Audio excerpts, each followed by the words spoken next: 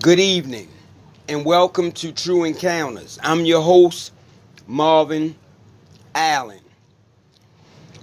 First and foremost, I would like to apologize to all my subscribers because I haven't been uploading anything, and I do have new material.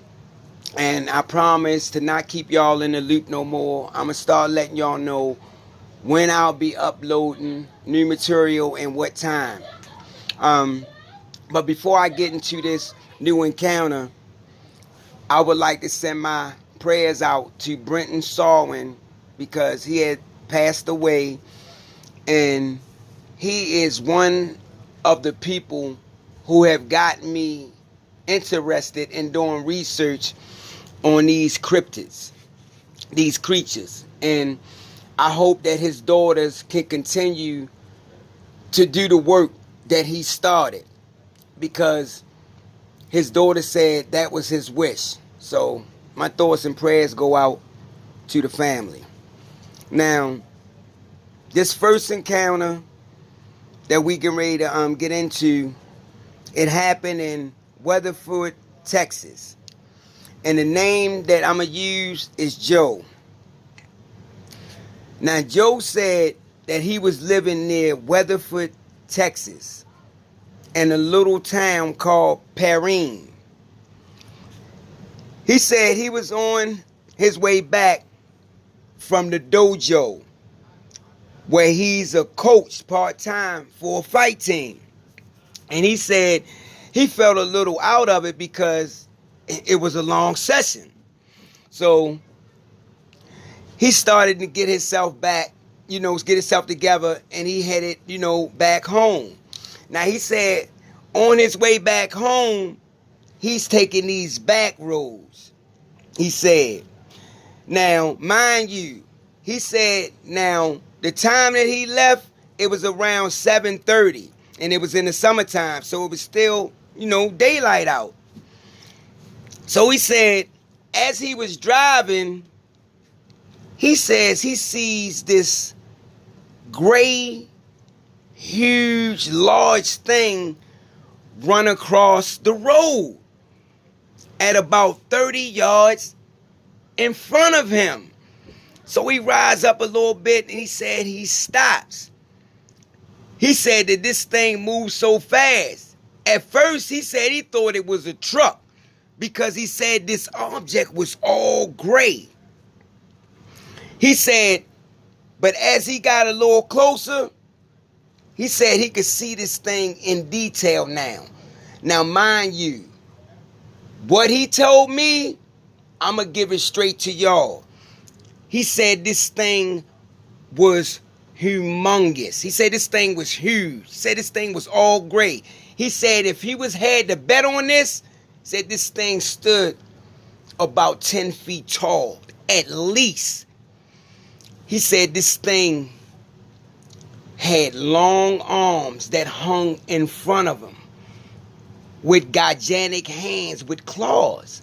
He said the eyes on this thing were black, but around the pupils, you could see the white. Said it had the huge canine head, the pointy ears, and it had the bent back legs. He said the way this thing, when it was running, how his arms was in front of it, said it looked like a T-Rex or a Velociraptor. One of them things that he had said. Maybe I'm pronouncing it wrong, but if I am, then let me know the right pronunciation for it. So he said, while he's watching this thing, he noticed that this thing is chasing a deer. So, mind you, he stopped and he's looking at this thing. And he said this thing was chasing a deer. And he said the back on this thing was huge, at least 4.5 to 5 feet in width. Said that's how broad and how wide this back was on this creature. He said, so while he's sitting there thinking to himself, because he messed up in the heads. He have had sightings before, but that was years ago. He did not know he was going to run into this creature again.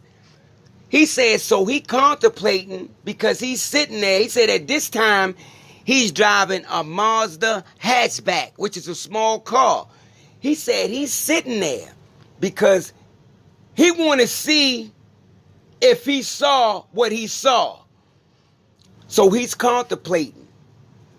But he's thinking about this small car that he's in. And he said he made a joke out of it. He said, this car good on gas, but I don't think it would be good on a Doug man. So he decided to leave. So he drives off. He goes home. Now, mind you, this road he was on, he said it's a narrow farming road. So he goes home. He tell his wife. His wife believes him. Every word. She didn't doubt him or nothing like that. And his wife had asked him. She said, well, what did it look like? He said that it was all gray. It stood about 10 feet tall. It had the pointy ears, the large canine head, the long arms with hands, and it had the bent back legs. He said this thing was humongous. It was wide. He said this thing had to weigh at least 400 to 500 pounds. So after he told his wife this, a few days later, his wife would have her sighting of the same creature. She said one night she was driving back by herself coming from a late movie. So she riding down this back road. She said now on each side of the road is a fence. Now she said this fence stands at least 5 to 5.5 feet tall. So she said while she's driving, she sees something from the right, jump the fence, and go over to the left and jump. She said when she seen it jump over on the right side of the fence and then run across the road, she said this thing was so huge and big on all fours. She said it looked like the size of a buffalo. That's how big this thing was. And it was all gray. She said when this thing jumped on the other side of the fence, that's when it stood up bipedal on 2 legs. She said it was the same color. It had the long arms. She could see the ears on this thing, and she could see the snout. She said this thing looked in her direction. Said she ain't see no eye shine. Said the eyes looked dark. The same description that her husband described.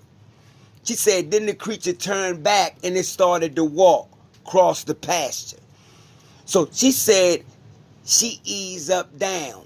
Now she watching this creature until she can get, this creature gets out of sight. Because it was light out and she could see the silhouette of the moon, the back of it. So she sat there until she couldn't see that creature no more. She said then she leaves, she goes home, pull up in the driveway, goes in the house, tell her husband. And she said, baby, I seen the same thing that you seen a few days before. The same color and them black eyes. She seen the same thing. So Joe said later on that night, they heard the awfulest sound that they ever heard. This howl. They said it was so loud. They said they never heard a sound like this before. They said now they got coyotes. They said but they don't have any wolves that's indigenous to this area. Now mind you, his wife's a country girl. Been working on a farm all her life. Got over 30 horses. Know every animal indigenous to this area. But when they heard that sound, they knew that it didn't come from none of those animals. That's when they said that this sound had to come from the creature that they both saw. a few days apart. Now, when I talked to Joe, Joe said that he been on Vic Cundiff's show, he been on Brenton's show to tell his encounters. But this would be years later when he just had this one. He said this encounter wasn't that long, so he didn't want to go on Vic's show, so he gave it to me. So I was more than happy to tell it on my show. So I hope y'all like it. If you haven't subscribed, go to my channel and subscribe. If there's anything that I could do different, or if y'all want me to tell somebody else encounter that y'all heard on somebody else podcast, just text me and let me know. So I'm going to go for now, but I'll be back at y'all with another encounter.